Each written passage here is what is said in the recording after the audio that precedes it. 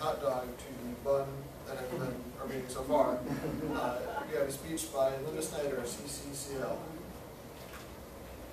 Linda is beginning her journey as president of our Toastmasters Club, as well as her journey into advanced speeches. Her first speech is the Advanced Series Project 2, Uplift the Spirit.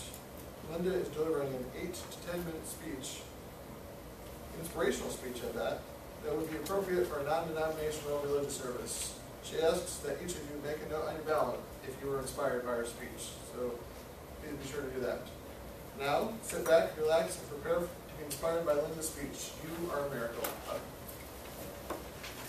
Just a query about the time. It's 8 to 10 minutes. So what time should I start? I'm not sure. What's that? Okay, what's the question? 10. It's 8 to 10 minutes. Yeah. Lights. The lights. Bring it 8. 8, 9, 10. Thank you. Thank you. Linda. Can I ask before you go what the question was that you wanted us to look for or whatever? If you Make are a note if you are inspired. Oh, okay. Here we go. All right.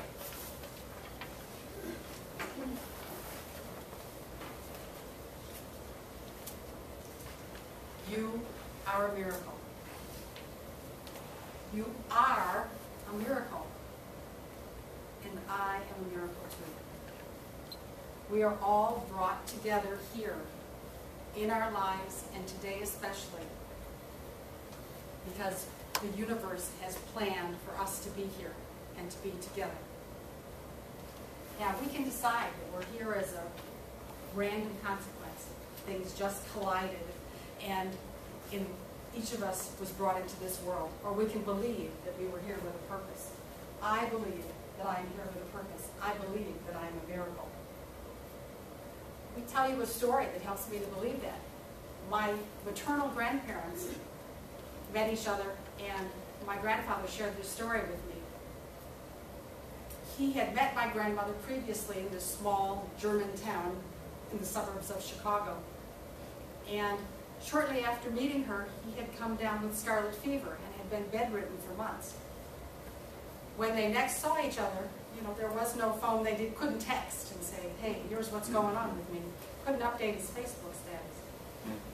So he had to explain to her where he had been and that he had been ill, and that was why she hadn't seen him. She forgave him. They were married, and they had my mother and my sister. On the paternal side, it goes back even further. My father's mother, my great-grandmother, my grandfather's mother, my great-grandmother, had 12 children, and her husband died. My great-grandfather had 12 children, and his wife died. They met each other and had their 25th child together. That is my grandfather. My parents then met. My father was raised on a farm in Indiana, wasn't likely to ever leave the state until World War II broke out, and he joined the service.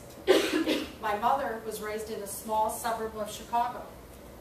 They met in Glenview, Illinois, near where my father was stationed, at a jukebox, discussing what song they should be playing. They fell in love and were married, and I was one of the results of that marriage. I belong here. I am a miracle. And you are a miracle. You made it through conception. You made it through birth. You made it through childhood and adolescence. And you made it here today because you are a miracle. Some of the other great things that are part of this miracle that is you is that you were born into a country that has more freedom than any other place on earth. And if not born here, perhaps you are living here now with that great freedom. You are literate. Only about 23% of the world is illiterate, and 60% of that is women. So the ability that we have to read and the education that we have received is a true blessing, and truly, we are a miracle. Now, I also choose to believe that miracles aren't perfect. The lame man that walked, the blind man that could see, the deaf man that could hear, that was a miracle. But that wasn't the end of their problems. They still needed food and shelter and a way to get by, and in some ways this might have made their situation worse. If you think about it today, if if you've got these disabilities and they're miraculously cured, well, your Social Security disability is gone, and now you've got to figure out what you're going to do for a living. But it's still a miracle. And I choose to believe that I am a miracle and that you are a miracle. I choose to believe that the man that cut me off in traffic today is a miracle.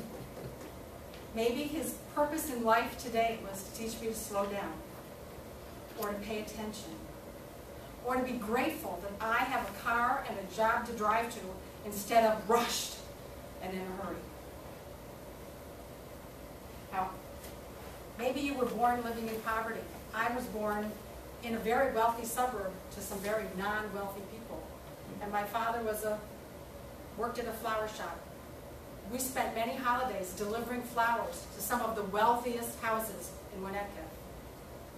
And for a long time, I resented that. You know, why did these people live in these mansions? And why were we taking our Christmas morning to bring them fresh flowers? And why did we live in a rental house a few blocks away? What I learned was that I was given a great opportunity. I got to see what wealth looked like.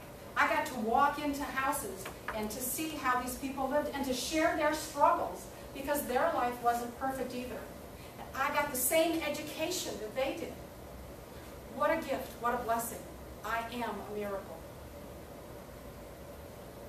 Now, I believe that my attitude affects my perception affects my actions, and my actions affect my life.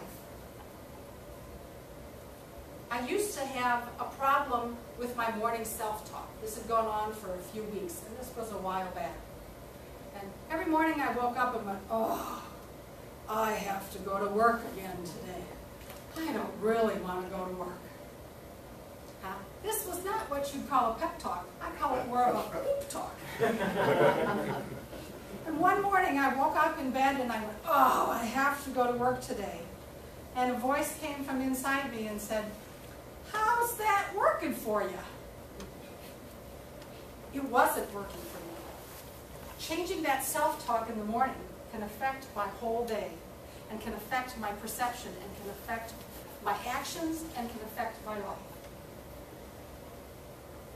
My first job was in a bakery. I was 16 years old, and I was a hard-working person. I always did what I was told, and nobody had any complaints about me. I also had my first date at 16, and I came back from that date because I had to work at the bakery, and I walked in there on cloud 10, because cloud 9 just wasn't high enough. And I'm working, and I'm washing counters and serving customers, and one of the women I worked with said, I wish you had that attitude every day. Your attitude is so good, and you seem so happy to be here. Well, I come from a long line of German women, and I'm afraid we believe that if we have too good of an attitude, somebody will probably pay us less or give us more work. And I've worked pretty hard to get over that attitude, and to know that every day I want to be on cloud 8. This cloud 9 might be a bit too high, but I can do cloud 8 every day. So today, I know that I'm a miracle because I woke up. Not everybody did. I woke up. And last night when I went to go to bed, my alarm had been unplugged. I reset it for the AM instead of the PM, and it went off this morning, and I actually got up. I was able then to zap a cup of coffee. Imagine how many people in the world don't have a microwave, but I do. I took the dog out for a walk. He did his business rather quickly. We got to greet a neighbor, and we didn't have to greet the skunk that's been wandering around the neighborhood. So life is good. I got to exercise, shower, dress, drove to work. I had the convertible top down, and right at the light at the corner, I hit a red light just right so I could put up the top and didn't have to take the time to do that. Came to work where I have a PC and a telephone and a nice-sized cubicle and a great, great job. And a paycheck, because today's payday. The responsibility that I have that goes with knowing that I'm a miracle is to find the miracle within myself and to treat others like they are a miracle. Now, before closing, I would like you to let me take you through some steps to appreciate the miracle that is you. So if you would sit with your feet on the floor, and close your eyes. And the first thing I would like you to do is to inhale slowly and hold your breath. And know that the universe is giving to you everything that you need to get through the rest of today. And now if you would exhale slowly and let go of anything that is not serving you, whether it's stress or worry or anger. And now, with your eyes still closed, feel a light shining through the roof of the building and down onto your head, and know that that light is telling you that you are a miracle and filling you with that knowledge. And that your feet on the floor are connecting you down through the floor to the earth, where you are part of the roots that connect you to everything in this planet. Now, if you'd open your eyes, I want to share with you a quote from Marianne Williamson before I close. Our deepest fear is not that we are inadequate. Our deepest fear is that we are powerful beyond measure. It is our light, not our darkness, that most frightens us. We ask ourselves, who am I to be brilliant, gorgeous, talented, fabulous? Actually, who are you not to be? You are a child of God. Your playing small does not serve the world. There is nothing enlightened about shrinking so that other people won't feel insecure around you. We are all meant to shine as children do. We are born to make manifest the glory of God that is within us. It is not in just some of us, it is in everyone. And as we let our own light shine, we consciously give others permission to do the same. As we are liberated from our own fear, our presence automatically liberates others. So as you go forward today, remember that you are a miracle.